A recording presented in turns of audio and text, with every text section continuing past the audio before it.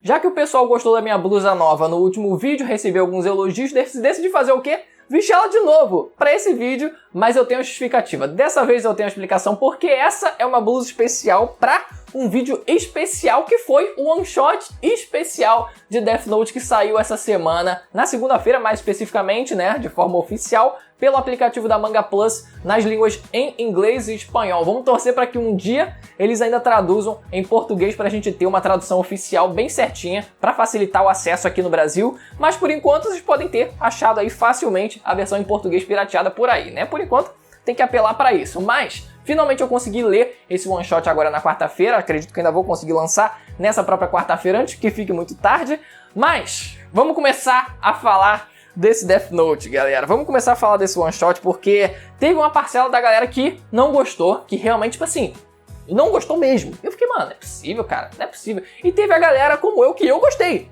Confesso pra vocês que eu gostei, diria que nota 8, assim, tem algumas coisas que dá pra gente criticar, assim, realmente ficou meio um negócio assim, pô, poderia ser mais aproveitado, etc, poderia, mas mesmo assim, eu acho que assim, pra um one shot, ficou razoável, ficou um negócio bom. E o grande desafio, principalmente, quando a gente pega uma obra tão consagrada quanto essa, com personagens tão marcantes e tão icônicos, principalmente o Light e o L, né? Depois que o L se foi, então, né? O pessoal já, foda essa porra também, não vou mais ver não. Então, principalmente quando o Light agora como protagonista, depois que ele se foi, então fica esse desafio para os autores conseguirem criar uma história ainda interessante com um protagonista diferente. É isso que, por exemplo, Avatar tentou fazer com a lenda de Korra e eu não acho que fez o mesmo hype, por exemplo, né? Não conseguiu criar o mesmo hype que a lenda de Aang. Também por outros elementos, por outros fatores da própria história mesmo, né? Que realmente dá pra gente criticar ali. Mas beleza. Nesse caso, o desafio também era esse. Era conseguir cativar, prender as pessoas com um protagonista novo.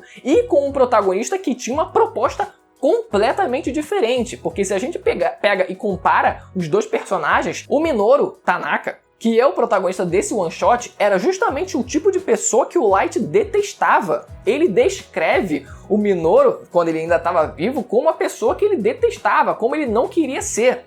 Então, olha só o contraste que a gente tem com um protagonista que fez tanto sucesso e agora a gente tendo o completo oposto. O cara que vai fazer o completo oposto. Então, isso vai cativar as pessoas? Esse é o grande desafio nesse one shot. Claro, não é um mangá serializado, né? Não é uma edição serializada com esse protagonista, mas mesmo assim, eles estão publicando esse one shot. Então vai fazer sucesso? Ao meu ver, foi bom. Ao meu ver, foi bom. Então vamos começar finalmente a falar aqui, entrar em mais detalhes em relação a esse one shot, porque a história começa no ano de 2013, quando o Ryuki ele recebe o caderno de volta e ele decide ir para a Terra entregar esse caderno para alguém, buscar o próximo gênio que iria ficar com o caderno o máximo de tempo possível para ele, por consequência, também ganhar o máximo número de maçãs possíveis enquanto a pessoa tivesse ainda com o caderno. Então ele chega finalmente 4 anos depois, pulando para 2017, ele chega nesse rapaz chamado Minoru Tanaka, um cara que é apresentado pra gente, que tava lá ainda no ensino médio, né? Tava lá no ensino médio,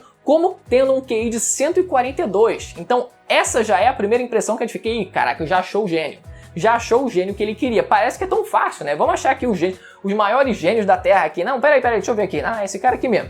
Claro, sempre vai ter um moleque que realmente vai ser prodígio pra caraca, mas foi maneiro que eles pelo menos pularam ali, fizeram um intervalo de 4 anos realmente pro Ryuki, pra dar um tempo, pra deixar um pouco mais realista o fato do Ryuki ele ter encontrado um moleque tão inteligente, né? Ou enfim, né? O pessoal já vai fazer as comparações ali, né? Eu acho que o plano, já pulando aqui as bolas, enfim, o plano do Minoru ele foi muito redondinho, muito diferente do Light, por exemplo, que ele teve que improvisar 1 zilhão de coisas para conseguir dar certo e no fim tentou e acabou morrendo no fim das contas. Então essa foi a diferença, ele conseguiu planejar tudo desde o comecinho e ele queria fazer uma coisa só, e ele conseguiu fechar naquela coisa só. O plano dele foi muito redondinho. Esse foi o fator que contribuiu para ele. Foi menor, foi menos coisa que ele precisou fazer e ele teve um planejamento todo do início, meio e fim. Do início ao fim, no caso, né? O Light teve que improvisar muita coisa. Enfim, algumas diferenças, mas vamos voltar aqui. Vamos focar nesse one shot, porque ele é apresentado pra gente já como tendo um QI 142.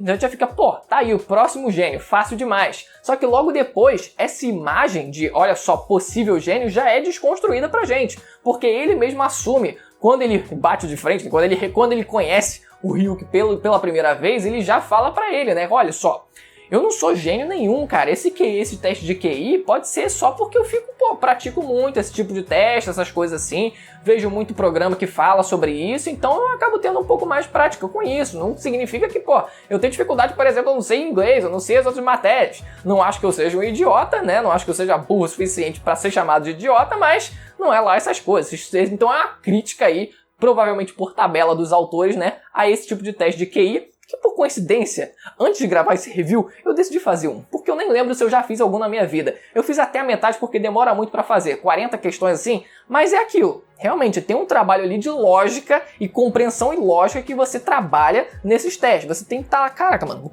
identificar padrões naquele sistema ali, nas alternativas, que você finalmente entra numa lógica e fala, pronto, tá aqui a resposta. Então, é principalmente isso, mas isso não é o que vai definir tudo de inteligência no nosso mundo. Tem 1 zilhão de outras coisas que você pode trabalhar como inteligência. E uma das dificuldades que o protagonista parece ter é com línguas. O protagonista ele não sabe nem o básico do inglês, por exemplo, né? Essa é a segunda quebra de expectativa da gente. Ele se autoproclamar um cara que não sou idiota, mas também não sou inteligente, né? Pera aí. E ele dizendo depois que nem sabe inglês. Então tem essas quebras de expectativa logo no começo, que depois no final desse one shot, meu amigo, a quebra tanta expectativa que a gente fica sem perna, tá ligado? Não tem como. A expectativa é quebrada com sucesso no final desse one shot. Dessa vez, quando o protagonista conheceu o Ryuki, ele reagiu de forma bem mais natural, bem mais de uma forma que a gente espera que um ser humano qualquer reaja quando conhece uma figura demoníaca como o Ryuki, que é simplesmente entrando em pânico. O natural, ao meu ver, seria o cara sair correndo. Porque o cara ou congelaria de medo e ficaria se escondendo, ou ele teria a reação de sair correndo. A reação do Light é muito bizarra, mano. A reação do Light, eu já esperava que você viesse. Vai se fuder. Mas no caso dele não, ele ficou meio que no meio termo ali, porque também não podia demorar muito, as coisas acontecerem, é um one shot. Talvez se fosse no mangá serializado, talvez ele desse tempo, eles tivessem tempo de escrever um pouco mais, estender um pouco mais esse momento, até que ele fugisse, o Ryuki fosse atrás dele, e aí fizesse, estender um pouco mais o diálogo, talvez fosse melhor que eles já enxutassem isso naquela cena mesmo, né, lá no parque. Então aconteceu, ele conhece o Ryuki, decide pegar o Death Note, e aí não sabe nem ler inglês, pede pro cara traduzir, o Ryuki fica tipo, sério mesmo? É sério isso? Porque o maluco tava acostumado com o Light, aí quando vai ver o cara, eu não sei inglês não, não consigo ler não, traduz aí pra mim. Então tipo, caralho, mano, será que eu peguei o cara certo mesmo? Será que eu escolhi o cara certo? E o mais engraçado é quando você lê isso em inglês, porque os personagens todos estão falando inglês e ele fala que não sabe inglês, mas é óbvio, né? Os personagens, enfim, dentro da história estão falando em japonês. E outra coisa que a gente sabe, que a gente passa a conhecer desse protagonista é o que ele acha, o que ele pensa logo de imediato quando é citado o Kira. É falado, obviamente, toda a história, ou pelo menos, né, grande parte dos acontecimentos, pelo menos no geral, a gente não viu o que exatamente foi contado, mas, enfim, ele soube, a grosso modo, o que aconteceu com o Light, e a reação dele ao descobrir isso é curioso, porque já demonstra o que ele pensa. Exatamente, né? Porque sempre ficou numa área cinzenta, não só dentro da história, né? Que foi evidenciado isso agora, né? Depois de ter passado 10 anos, mas também dentro, quer dizer, na verdade, fora do próprio mangá, né? Com as discussões que tem infinitas em relação às posições ideológicas, né? As posições, as atitudes que o Light veio tomando depois, ao longo do que Death Note foi se prolongando. E ele diz, já cita logo as qualidades do Kira. Ele já fala assim, o Kira, o cara que acabou com as guerras e reduziu drasticamente a criminalidade? Então, óbvio, já dá uma impressão positiva. Ele tem claramente uma impressão positiva. E ele já diz que mesmo tendo passado 10 anos depois daqueles acontecimentos, aquilo já é estudado nos livros de história. Já é estudado em ética, como sendo o cara apresentado como um cara do mal. Um cara do mal que realmente estava matando 1 zilhão de pessoas, e nos livros de história como um cara que realmente era um genocida, um cara que estava realmente também praticando mal. Mas, mesmo assim, mesmo ele estudando dessa forma, o moleque ele pensa meio que o contrário. Ele não é um completo alienado fanboy do Kira, não é esse caso, mas ele reconhece, se dá pra ver que ele puxa a sardinha mais pro lado, mais pros feitos positivos em relação ao Kira. E voltando aqui ao plano dele de tipo assim, vou criar um mundo ideal, vou acabar a criminalidade, vou matar todo mundo, meu amigo, vai ser um mundo perfeito. Tá, beleza então, e quando você morrer, o que você vai fazer? O que vai ser do mundo? O mundo vai continuar perfeito ou vai ser só até você morrer? Porque beleza, o pessoal pode continuar com medo do Kira aparecer 10 anos depois, ainda não ter tido nenhuma guerra, mas as guerras demoram um pouco, meu amigo, a acontecer. Pode ser que daqui a 50 anos aconteça uma outra de novo e cadê você? Tu morreu primeiro, né? Tu perdeu. Acabou. Então, mas mesmo que você estivesse vivo, e aí? Daqui a 100 anos?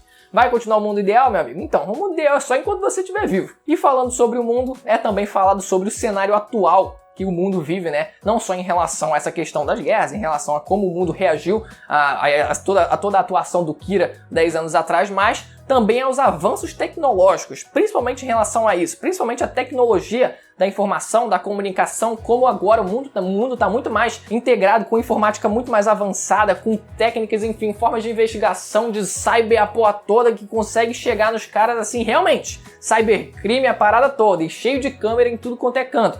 Realmente, claro que teve um processo natural da evolução tecnológica, mas pela fala deu para perceber que foi meio que uma necessidade. Foi também por uma necessidade, pelo fato de precisamos saber quem é o Kira, descobrimos quem é o Kira, beleza, o cara tá morto, mas vai que aparece algum outro. Então parece que o avanço tecnológico meio que também empurrado, alavancado por esse fato. Então agora o mundo está muito mais conectado por conta disso também. E óbvio, por conta disso seria muito mais difícil nos dias atuais o Minoru ele conseguir fazer as mesmas coisas que o Kira ele conseguiu fazer 10 anos atrás. E finalmente a gente chega no plano do Minoru, que foi vender o caderno. Ele decide leiloar o caderno. Primeiro, ele não queria matar ninguém. Segundo, ele não queria se envolver com esse caderno. Então, mas ele mesmo assim ele queria se aproveitar de alguma forma. Então ele queria se livrar do caderno, pelo menos se aproveitando dessa vantagem que ele tinha. Então ele decidiu leiloar na internet e criou o plano dele de alguns anos, que ele seria executado 2 anos depois, para conseguir extrair o máximo de dinheiro possível dessa situação e assim ficasse numa boa e depois passasse o caderno adiante e não precisasse lembrar e nem sequer lembrar do que tinha acontecido. Ia viver na moral, numa boa e ter dinheiro pro resto da vida. Então esse era o plano dele, bem redondinho. Só que ele precisava de 2 anos. Primeiro, uma questão de óbvio, ele ainda era estudante, estava no ensino médio, precisava se formar, mas o principal fator é que ele poderia ter uma conta no banco própria, sem depender de ninguém. E esse era o principal fator, na verdade, né? Ele precisava ter essa conta no banco para executar o plano dele, para conseguir o dinheiro na conta dele. Então ele pede pro Ryuki mostrar o papelzinho lá escrito com a mensagem para exibir na TV ao vivo. E o Ryuki chega lá invisível, aparece com um papel na frente. Eu fiquei, cara, como é que os apresentadores, tipo assim, vendo, beleza, estão só vendo um papel e voando, mas nenhum deles tentou dar um tapão no papel. Pega assim, tira essa porra aqui, chega, não mostra esse papel não, porque não tem nada a ver com o nosso programa, tem que passar a notícia normal. Aí os caras não fazem isso, fica um monte de bocó assim, olhando assim, o papel tá voando, o papel tá voando, tá mostrando a passar a mensagem. Aí, não tem nada a ver não, gente, isso aqui não é nosso não tem nada a ver com a gente. Death Note tem essas coisas curiosas, cara, porque tem uns personagens como Light, tem um personagem como Eren e tem esses bocóis assim. Tem esses bocóis assim que ficam agindo dessa forma. E como o Minoru ele também sabia que tinha gente que conseguia enxergar o Shinigami, ele decidiu fazer o seguinte, olha só, fala assim, vá lá, entra na TV, só que aí ó, volta por debaixo da terra, porque assim ninguém vai ver você, ninguém vai saber de onde você veio, ninguém vai saber pra onde você foi. Então ele conseguiu ir e voltar da casa do Minoru sem problema nenhum, bem simples a estratégia. Tinha um limite ali máximo que ele poderia ficar longe do Minoru, que seria o cara que tem a posse do Death Note, tem um limite que ele poderia ficar de distância, mas mesmo assim ele respeitou esse limite. Tinha outras pessoas que poderiam ver pela TV também o Shinigami, pessoas viram o Shinigami pela TV, mas mesmo assim isso não foi suficiente para conseguir descobrir quem era o Minoru. Nesse one shot a gente teve a participação do Nier e de alguns ajudantes, alguns detetives que estavam lá com ele, mas sinceramente, como os caras eles foram inúteis nesse one shot. Como eles foram, cara, por mais que eles tenham tido o máximo de diálogo possível, foi disfarçado. Vocês percebem, podem perceber que a atuação, a participação deles nesse one shot foi maquiada para parecer que eles fizeram alguma coisa, com um bolo de diálogo deles conversando entre si. Mas pergunta se os caras fizeram alguma coisa. Na prática, nada. O máximo que um deles fez foi o carinha lá que já tinha ligação, né, com a história passada, chegou lá no meio da TV, jogou na frente lá, o Shinigami, não sei o que, já se jogou na frente para tentar no desespero, tentar fazer alguma coisa. Esse foi o máximo que alguém conseguiu fazer. Quando o Nier é apresentado nesse one shot com um cabelão lá, que o pessoal ficou achando que era outro personagem, que era o sucessor do Light, o herdeiro do Light, o pessoal postando isso, meu Deus do céu, era o Nier de cabelo grande, e ele construindo uma réplica, um molde ali do Ryuk, do Shinigami. Ele chegou assim, não, tô tentando criar aqui um sistema de reconhecimento facial de Shinigami. Meu amigo, como é que uma máquina vai conseguir enxergar um Shinigami? Me responda, pelo amor de Deus. Fizeram essa pergunta pra ele. Aí ele responde, pois é, tem umas barreiras aí, né? Muitas barreiras que a gente tem que passar aqui. Mano, como? Como você ia fazer isso? Não tem como. Não tem. Então foi bullshit. Essa fala, no começo, quando ele é apresentado, como se ele estivesse fazendo grande coisa, foi bullshit pra caraca e o resto foi só diálogo dispersado porque eles não atuaram em nada. Em todos esses anos desta indústria vital, essa é a primeira vez que isso me acontece. Fui derrotado. Pelo amor de Deus. Tivemos a participação do Trump nesse capítulo, ele anunciando que queria comprar o Death Note, porque ele iria comprar para garantir que o Death Note nunca seria usado, para garantir a paz mundial. Me respeita a minha inteligência, respeita. Pelo amor de Deus. Outros países também queriam pegar, botar a mão, óbvio, todo mundo Só que é foda porque aí entrou só líder político depois que o leilão chegou num patamar inacreditável, só com o dinheiro do contribuinte, que contribui forçadamente, né? O obrigatoriamente contribuinte, que o pessoal conseguia ter dinheiro para conseguir comprar e chegou a $1 quadrilhão que foi leiloado o Death Note. E a grande questão, o grande cerne nessa parte que eu fiquei intrigado, mano, eu fiquei assim, cara, e era o que todo mundo também queria saber, o pessoal que estava investigando, como é que o cara ia receber o dinheiro sem suspeitarem de nada? Sem suspeitarem de nada. Como é que o cara ia fazer? Não tem. Eu fiquei assim, perdido nessa hora, eu falei, mano, não tem como. Essa foi a parte que mais surpreendeu, porque ele decidiu abrir mão de uma grande parcela dessa quantia em prol da segurança, de ter pelo menos uma parcela dessa quantia e se garantir sem passar como suspeito de nada. Ele chega e fala, ó só, vocês vão depositar esse dinheiro aqui em todas as contas de pessoas de faixa etária até os 60 anos de idade, na cidade aqui tal, do Banco X. Do Banco X, deposita todo mundo aqui, na conta de todo mundo, divide igualzinho na conta de todo mundo. Fiquei, mano, mas ele quer, por que ele tá fazendo isso? Aí, ele tem conta na porra do negócio, ele não tá distribuindo pros pobres, miseráveis. Não, ele também tem conta, então ele também vai receber uma parcela desse dinheiro e vai ser um mar de gente recebendo dinheiro que ficaria muito difícil de rastrear quem foi, de fato, que planejou aquilo, que realmente seria a pessoa que queria receber aquele dinheiro inicialmente, não a parcela de gente. Por mais que, como eles falaram lá, né, tivessem filtrado o número de suspeitos, já que foi até os 60 anos, né, porque você repara na faixa demográfica, pirâmide demográfica do Japão, que, né, o pessoal de mais 60 tem bastante lá, né, então filtra essa galera aí que já diminui bastante a parcela, a divisão que foi feita entre esse dinheiro todo e seria uma quantia maior que iria pra ele também. O Minoru, ele vai lá, entrega o caderno pro Ryuk, o Ryuk, ele vai passar pro Trump, o Trump aparece lá no salão oval, vai receber a porra do caderno e quando ele toca, ele vê o Shinigami, ele fica já morrendo de medo do que é a assombração que tinha aparecido ali, mas eis que surge o mais final anticlimático possível. O cara chega e manda essa, olha então, pois é, surgiu uma nova regra aí. Com essa parada de querer vender o Death Note aí, o Rei Shinigami, ele não gostou não. Então, infelizmente, eu tive que adicionar uma nova regra aí. Quem vender ou comprar o Death Note vai morrer. Simples assim. O Trump, ele decide, óbvio, recusar e ainda foi sagaz de falar assim, não, eu vou fingir então pra população que eu realmente peguei o Death Note, que eu tenho esse poder do Kira, mas eu não tô usando. Então eu vou passar como super-herói que realmente cumpriu a palavra de que ia usar aquilo ali para o bem, ou na verdade não ia usar para o mal, ia ficar guardado as 7 chaves, basicamente. Então ele ia sair como o cara. Olha só como é que o cara foi esperto. Pelo menos o personagem do Trump foi esperto ali na situação. E o protagonista morre de infarto. Com um cara lá escrevendo, o Ryuk escrevendo o nome dele no final. Light Yagami e embaixo Minoru Tanaka. E o cara morre de infarto com um monte de dinheiro assim, caído no chão. Que final anticlimático, mas não tinha o que fazer.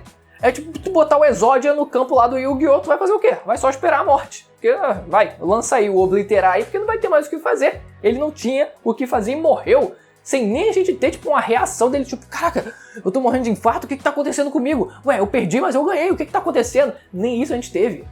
foi seco. Ele simplesmente cai no chão feito bosta e morre. Só que no finalzinho, a gente vê que o Minoru fazendo aquilo que ele fez, distribuindo uma porrada de dinheiro para a população lá da capital, da que tinha conta naquele banco, no mesmo que ele, gerou uma bolha. E aquele evento foi conhecido como a bolha de Kira. Uma bolha econômica, obviamente, uma bolha financeira. Então, olha como o cara, apesar de ser bom, apesar de ter feito um plano que não teve falhas, o plano aconteceu do início ao fim, ele, cara, se não fosse o impossível, ele teria vencido e teria conseguido realizar o plano dele numa boa, sem problema nenhum, não teve dificuldade nenhuma, não suou um pingo. Ele deu certo o plano dele, mas por melhor que ele fosse, ele não tinha o conhecimento básico de economia também. Além de não saber inglês, ele não tinha o conhecimento básico de economia para cogitar e assim, não. Porra, mas se eu der um monte de dinheiro para a população, mas aí o preço das coisas vai aumentar, porque muita gente vai querer comprar, os preços das coisas vão aumentar, só que aí depois aquilo ali vai chegar num ponto em que essa curva vai descer, e aí essa bolha vai estourar, porque aí todo mundo que investiu nos imóveis, na porra toda lá, depois vai ver o preço todo depreciando, e aí, caraca, o que aconteceu? Vai todo mundo ficar em crise. Que gente, imagina o cara lá, sei lá, no mundo do Shinigami lá, abraçado com o Light agora, os dois... Ih, caralho, a merda que eu fiz. Mas enfim, esse foi o One Shot, deixa aí nos comentários o que vocês acharam, deixa o like no vídeo, se inscreva no canal e ativa o sininho para acompanhar mais vídeos de animes e mangás, conheça o canal e não deixe de se inscrever, beleza? Até a próxima, tchau!